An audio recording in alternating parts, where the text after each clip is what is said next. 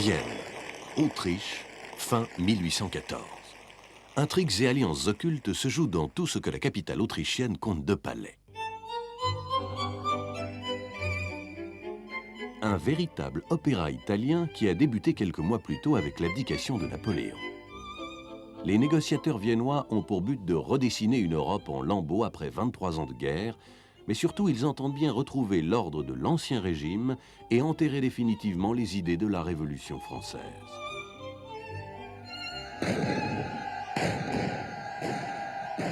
Avant tout, il faut éliminer ces idées qui, parties de France, ont contaminé toute l'Europe. Liberté, égalité, droit des peuples à disposer d'eux-mêmes.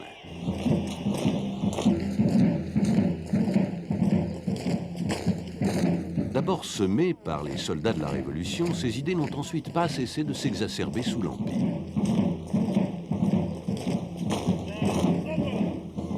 Car Napoléon, devenu maître de l'Europe, imposait par la force aux princes régnants une organisation nouvelle, mais la France impériale, ses possessions et ses divers protectorats fortement centralisés niaient en même temps le droit des peuples à disposer d'eux-mêmes.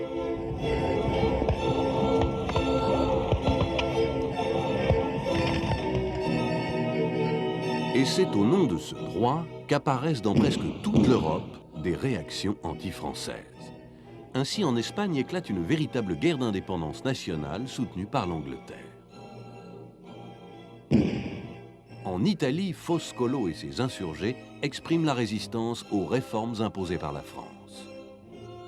Et en Allemagne, il appartient à l'État de réaliser l'unité de la nation, dit Fichte. Finalement vaincu par l'Europe entière, Napoléon doit abdiquer en avril 1814. Il se retire à l'île d'Elbe. L'Empire disparu, la France est ramenée à ses frontières de 1792 et se trouve relativement peu pénalisée. Pas d'occupation armée, pas de contribution de guerre à verser. Le pays retrouve un roi, Louis XVIII, frère de Louis XVI.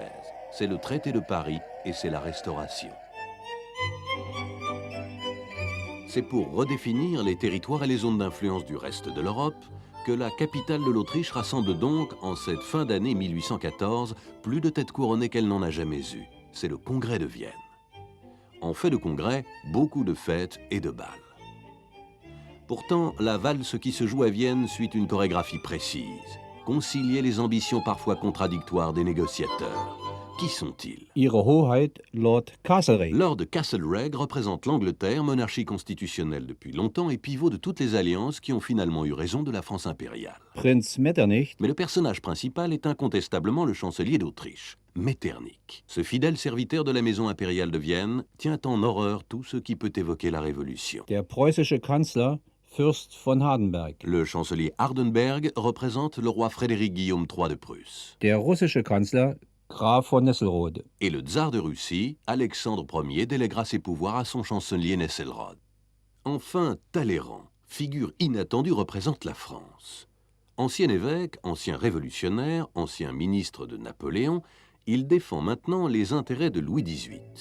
Son sens de l'intrigue lui permet d'amener la France à jouer un rôle exceptionnel, malgré sa défaite, en utilisant les antagonismes des vainqueurs.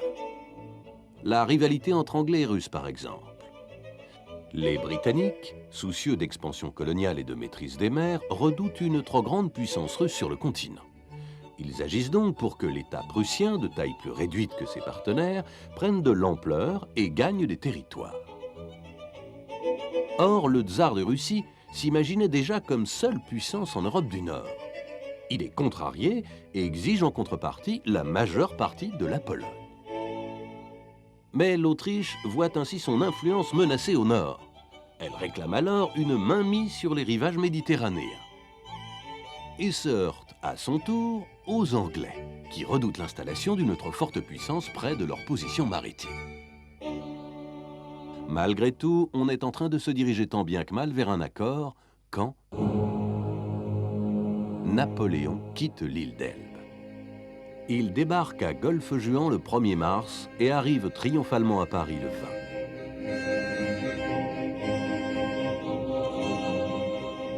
Louis XVIII s'est enfui à Bruxelles. Les premières mesures de Napoléon semblent ranimer la flamme révolutionnaire. Talleyrand est obligé de quitter Vienne, la coalition anti-française se reconstitue.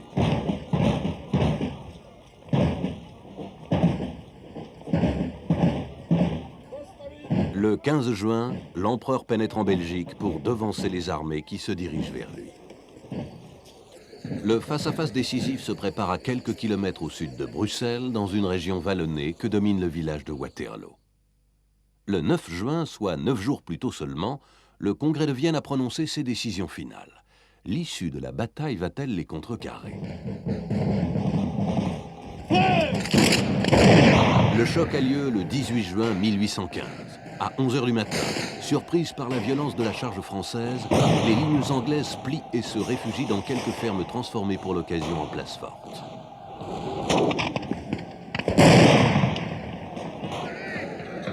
Mais vers le milieu de l'après-midi, au prix d'un sanglant massacre, les Français les délogent encore. Grisée par ce succès, la cavalerie française prend alors pied sur le mont Saint-Jean, où se masse ce qui reste de l'armée anglaise.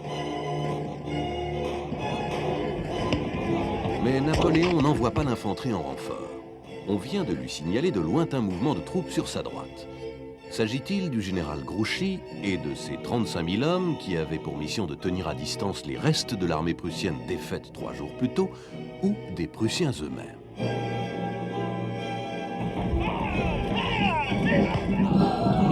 Sur le mont Saint-Jean, le maréchal Ney, à la tête de la cavalerie, a déjà eu 5 chevaux tués sous lui et n'attend que l'infanterie pour donner l'assaut final. Mais l'infanterie ne viendra pas. Grouchy s'est laissé déborder par les Prussiens et ce sont bien eux qui arrivent par la droite et prennent les Français en tenaille à la tombée de la nuit.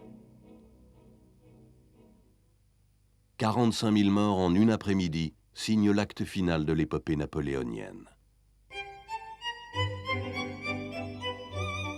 À Vienne, on se réjouit. Napoléon abdique une seconde fois et la carte d'Europe qu'on avait tracée quelques jours plus tôt reste valable. Mais la France, à nouveau vaincue, signe un deuxième traité de Paris bien plus dur que le précédent. Et Louis XVIII, hissé encore une fois sur son trône, n'a plus la confiance de ses alliés. Son territoire sera occupé pendant 3 ans et devra payer une lourde indemnité de guerre. Pour le reste, le partage de l'Europe ne change pas.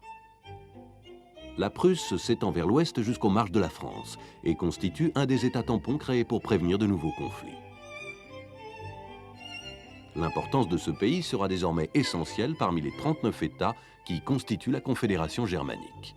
Toutefois, cette future Allemagne reste encore très morcelée et sous l'influence de Vienne. L'Italie demeure elle aussi divisée en 8 royaumes et principautés, tous plus ou moins sous tutelle autrichienne. Le tsar de Russie, Alexandre Ier, vise à garantir les frontières occidentales qui lui ont été accordées à Vienne.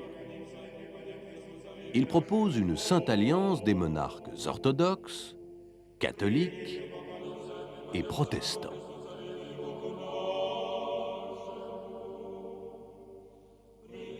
Cette sorte de trinité fondée sur les principes de l'Ancien Régime a pour but de préserver durablement l'ordre européen par le biais de la paix et la fraternité chrétienne entre souverains.